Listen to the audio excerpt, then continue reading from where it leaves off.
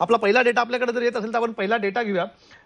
माझ्या मते पहिला आपण जो एक्झिट पोल दाखवणार आहोत तो जेव्हीएसचा एक्झिट पोल आहे.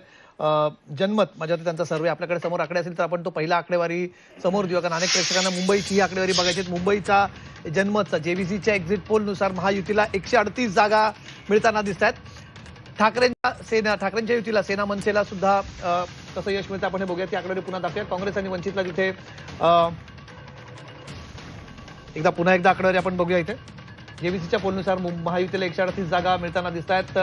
ठाकरेंना 59 जागांचा अंदाज युतीला, काँग्रेस आणि वंचितला 23 जागा मिळण्याचा अंदाज इथे वर्तवण्यात आलेला आहे आणि इतरांना 7 जागा मिळण्याचा इथे अंदाज, म्हणजे स्वीपिंग इथे मेजॉरिटी महायुतीला मिळताना दिसत. 138 जागा या जेव्हीसीच्या एक्झिट पोलनुसार आपल्याला मिळताना दिसतात आणि जो आकडा मगाशी खरं तर वर्तवला 145 ते 40 तुम्ही म्हणाला तर दिवसात पडली त्याच्याच जवळपास जाणार हा आकडा आहे. आणि ठाकरे बंधूंना या ठिकाणी मोठं यश युतीला सुद्धा इथे मिळताना दिसत नाहीये. 59 जागांवरच ते अर्थात 60च्या आतच त्यांचा इथे वारू रोखला गेल्याचं दिसून येतं. ज्या प्रकारची एकंदरीत हवा तयार झाली होती ठाकरे बंधूंच्या एकत्र येण्यामुळे आणि त्यांचाच महापौर बसेल असा जो दावा केला जात होता, हा पहिल्या एक्झिट पोलमध्ये तरी साधारणपणे हे चित्र आपल्याला दिसत आहे.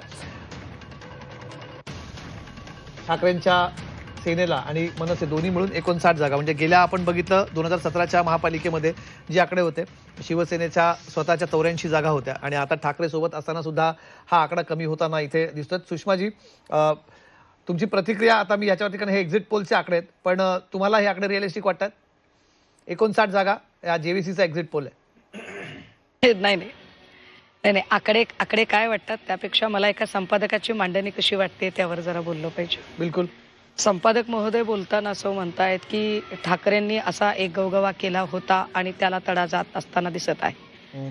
वास्तविक पाहता आपली वाक्यरचना अशी असायला पाहिजे की ठाकरे जो गवगवा करत आहेत त्याला तडा जाताना दिसत आहे का या पोलनुसार.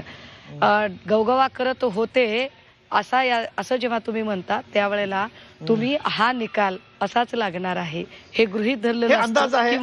निकाल तुमच्या कुणीतरी कानात सांगितलंय आणि तुम्ही एक मिनिट सुषमाजी काय नाही, एक मिनिट सुषमाताई हे का ना एक्झिट पोल हा मी तुमच्या मला सांगणं गरजेचं आहे. तुम्ही माझ्या भूमिका मी कशी मांडावी ऐका ना, तुम्ही मला सांगताय भूमिका मांडायची. ऐका ना सुषमाताई ऐका, हे एक्झिट पोल असतात, हे अंदाज असतात. पुढे अजून 4 एक्झिट पोल येणार आहेत. तुम्ही थोडासा पेशन्स ठेवावा. ऐका आकडे, कदाचित पुढचे आकडे वेगळे असतील, कदाचित उद्या येणारे आकडे वेगळे असतील. हा अंदाज तुम्हाला पटतोय की नाही पटतोय एवढं सांगा. काहीच बोलणार मांडणी कशी असावी काय असावी कशाला सांगताय?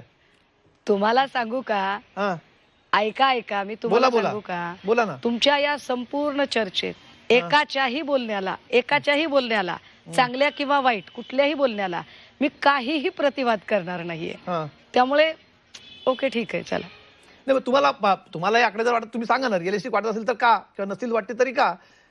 प्रवक्त्यात तुम्ही पक्षाच्या भूमिका मांडणं गरजेचं आहे. नाही काही नाही पास पुढचा वक्ता बोलेल. बरं ठीक आहे, पास. तुमचं म्हणणं आहे पास. ठीक आहे. आता सुषमा अंधारे वाटतं की ती बोलू नये, कारण हे आकडे पुढचे अजून एक्झिट पोल येणार आहेत सुषमाताई, पण तुम्ही सांगावं या भूमिका. तुम्ही किमान सांगा की पटत नाही त्याकडे, रिअलिस्टिक वाटत नाहीत. उद्या चित्र येईल त्यात तुम्हाला कळेल.